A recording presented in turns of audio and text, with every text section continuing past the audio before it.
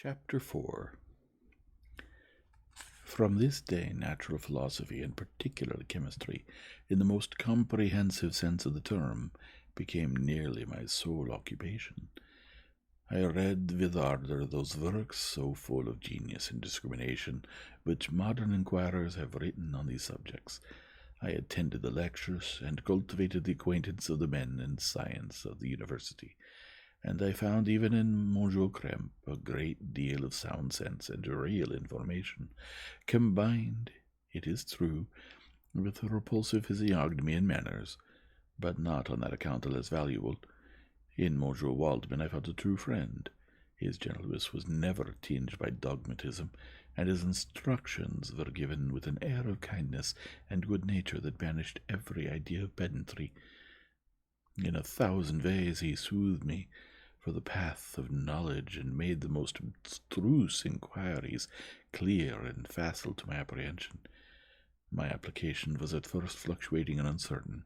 It gained strength as I proceeded, and soon became so ardent and eager that the stars often disappeared in the light of morning, whilst I was yet engaged in my laboratory. As I applied so closely, it may be easily conceived that my progress was rapid. My ardor was indeed the astonishment of the students, and my proficiency that of the masters. Professor Krempe often asked me with a slow smile how Cornelius Agrippa went on, whilst Monsieur Waldman expressed the most heartfelt exultation of my progress. 2 years passed in this manner, during which I paid no visit to Geneva, but was engaged, heart and soul, in the pursuit of some discoveries which I hoped to make. None but those who have experienced them can conceive of the enticements of science. In other studies you go as far as others have gone before you, and there is nothing more to know. But in a scientific pursuit there is continual food for discovery and wonder. A mind of moderate capacity, which closely pursues one study, must infallibly arrive at great proficiency in that study, and I, who continually sought the attainment of one object of pursuit, and was solely wrapped up in this, improved so rapidly that at the end of 2 years I made some discoveries in the improvement of some chemical instruments, which procured me great esteem and admiration at the university. When I had arrived at this point, and had become as well acquainted with the theory and practice of natural philosophy as depended on the lessons of any of the professors at Ingolstadt, my residence there being no longer conducive to my improvements, I thought of returning to my friends in my native town, when an incident happened that protracted my stay. One of the phenomena which had peculiarly attracted my attention was the structure of the human frame, and indeed in the animal endued with life. Thence I often asked myself, did the principle of life proceed? It was a bold question, and one which had ever been considered as a mystery. Yet with how many things are we think upon the brink of becoming acquainted, if cowardice or carelessness did not restrain our inquiries. I revolved these circumstances in my mind, and determined thenceforth to apply myself more particularly to those branches of natural philosophy which relate to physiology. Unless I had been animated by an almost supernatural enthusiasm, my application to this study would have been irksome and almost intolerable. To examine the causes of life, we must first have recourse to death. I became acquainted with the science of anatomy, but this was not sufficient. I must also observe the natural decay and corruption of the human body. In my education, my father had taken the greatest precautions that my mind should be impressed with no supernatural horrors. I do not ever remember to have trembled at a tale of a superstition, or to have feared the apparition of a spirit. Darkness had no effect upon my fancy, and a churchyard was to me merely the receptacle of bodies deprived of life, which, from being the seat of beauty and strength, had become food for the worm. Now I was led to examine the cause and progress of this decay, and forced to spend days and nights in vaults and charnel houses. My attention was fixed upon every object the most insupportable to the delicacy of the human feelings. I saw how the fine form of man was degraded and wasted. I beheld the corruption of death succeed to the blooming cheek of life. I saw how the worm inherited the wonders of the eye and the brain. I paused, examining and analyzing all the minutiae of causation, as exemplified in the change from life to death, and death to life, until from the midst of this darkness a sudden light broke in upon me, a light so brilliant and wondrous, yet so simple that, while I became dizzy with the immensity of the prospect which it illustrated, I was surprised that among so many men of genius who had directed their inquiries towards the same science, that I alone should be reserved to discover so astonishing a secret.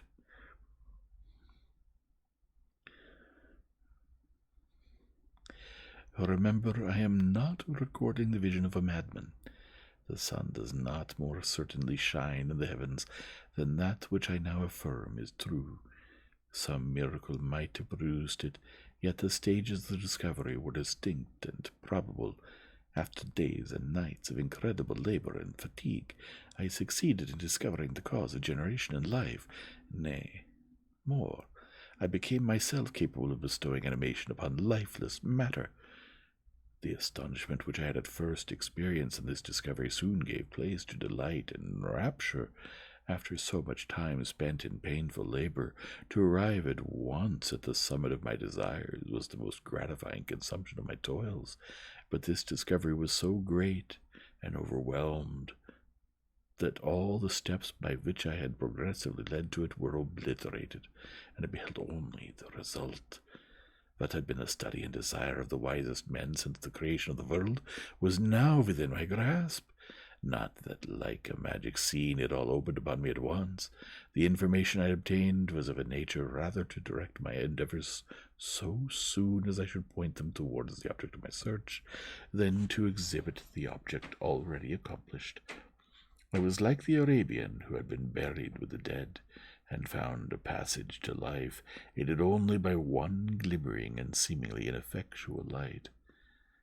I see by your eagerness and the wonder and hope which your eyes express, my friend, that you expect to be informed of the secret with which I am acquainted. That cannot be. Listen patiently until the end of my story, and you will easily perceive why I am reserved upon that subject.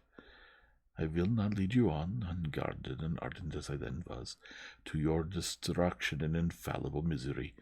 Learn from me, if not by my precepts, at least by my example, how dangerous is the acquirement of knowledge, and how much happier that man is who believes his native town to be the world, than he who aspires to become greater than his nature will allow.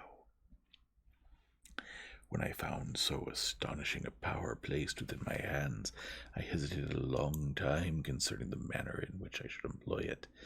Although I possessed the capacity of bestowing animation, yet to prepare a frame for the reception of it, with all its intricacies of fibers, muscles, and veins, still remained a work of inconceivable difficulty and labor. I doubted at first whether I should attempt the creation of a being like myself, or one of simpler organization, but my imagination was much too exalted by my first success to permit me to doubt of my ability to give life to an animal as complex and wonderful as man. The materials at present within my command hardly appeared adequate to so arduous an undertaking, but I doubted not that I should ultimately succeed. I prepared myself for a multitude of reverses. My operations might be incessantly baffled, and at last my work be imperfect. Yet when I considered the improvement which every day takes place in science and mechanics, I was encouraged to hope my present attempts would at least lay the foundations of future success. Nor could I consider the magnitude and complexity of my plan as any argument of its impracticability. It was these feelings that I began the creation of a human being.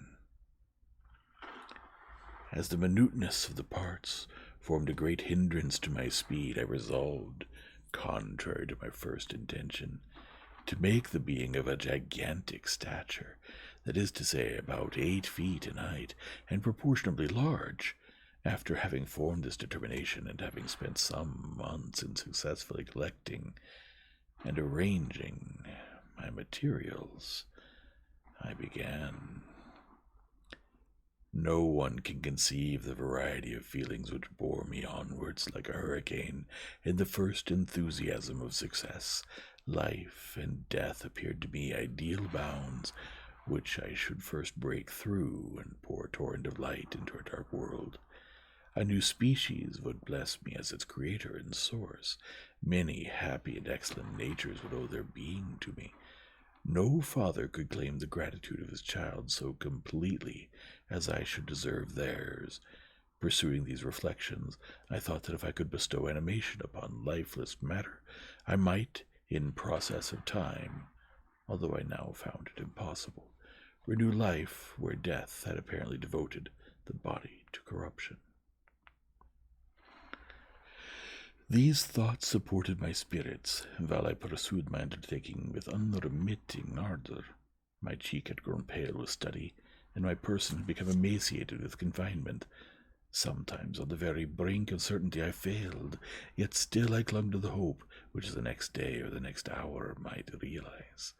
One secret which I alone possessed was the hope to which I had dedicated myself, and the moon gazed on my midnight labors. While with unrelaxed and breathless eagerness I pursued nature to her hiding places.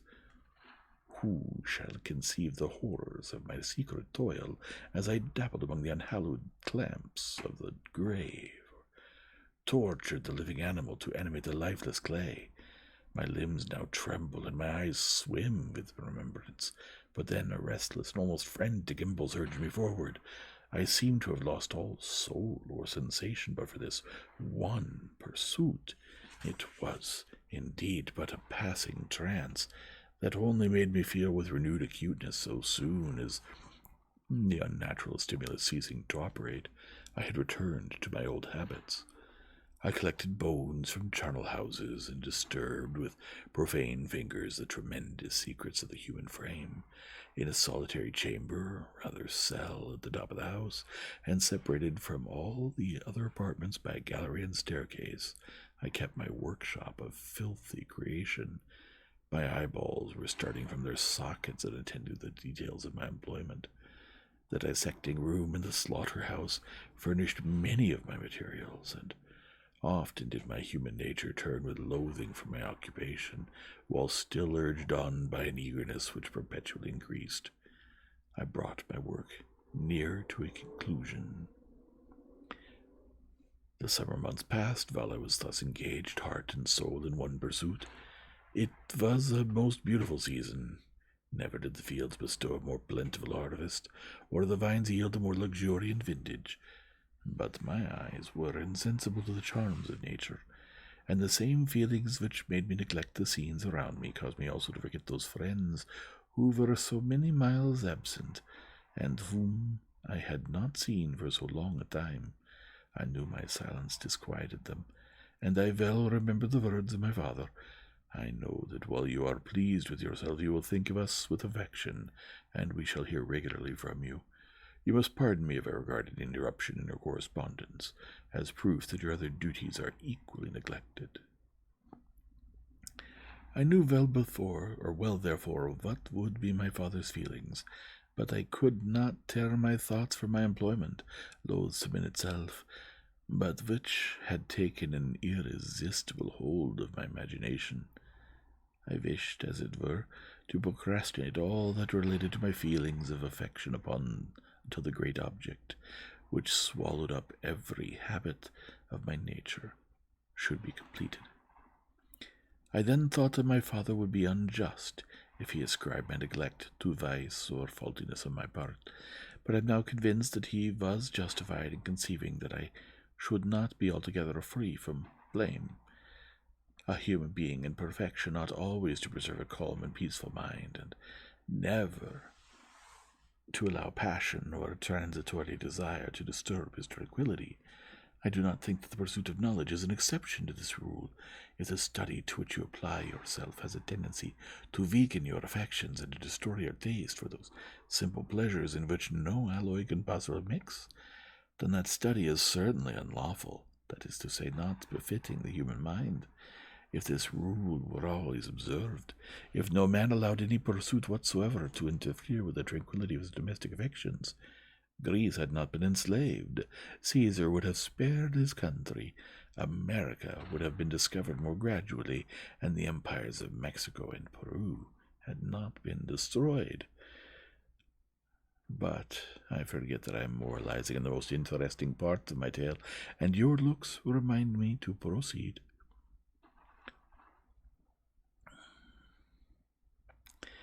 My father made no reproach in his letters, and only took notice of my silence by inquiring into my occupations more particularly than before. Winter, spring, and summer passed away during my labors, but I did not watch the blossom or the expanding leaves, sights which before always yielded me supreme delight, so deeply was I engrossed in my occupation. The leaves of that year had withered before my work drew near to a close, and now every day showed me more plainly how well I had succeeded. But my enthusiasm was checked by my anxiety, and I appeared rather like one doomed by slavery to toil in the mines, or any other unwholesome trade than an artist occupied by his favorite employment.